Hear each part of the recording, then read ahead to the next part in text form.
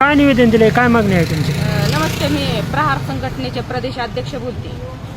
हे असं निवेदन होतं की अख्ख्या महाराष्ट्राभर हे आपले जे रोजगार हमीतून कुशलची जी बिलं येतं त्यांनी विहिरी पाडायला लावल्यात आणि गाई गोटं बांधायला लावलं.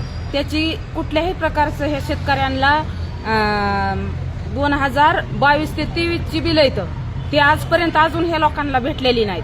त्याच्यासाठी मी हे निवेदन घेऊन आलेले. तर आपल्या ह्या कलेक्टर साहेबांनाही भेटले आणि आपले बावनकुळे साहेबांना, महसूल मंत्र्यांना बी भेटले आणि त्यांना भेटून ही 8 ते 10 दिवसाचा कालावधी दिलेला आहे. जर त्यांनी नाही दिलं तर मी आमरण उपोषण करून त्या न्याय देण्याचा प्रयत्न करेन.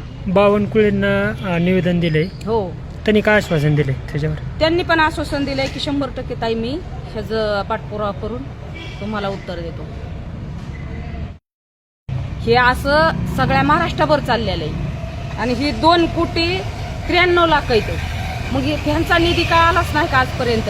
मग ह्या शेतकऱ्यांना आज ह्या धाराशिवमध्ये धाऱ्यावर धरलेलं आहे तसं धरलं नाही पाहिजे.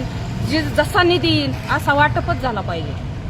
अंदाजे धाराशिव जिल्ह्यामध्ये किती निधी शेतकऱ्यांना द्यायचा राहिला? 2,93,00,000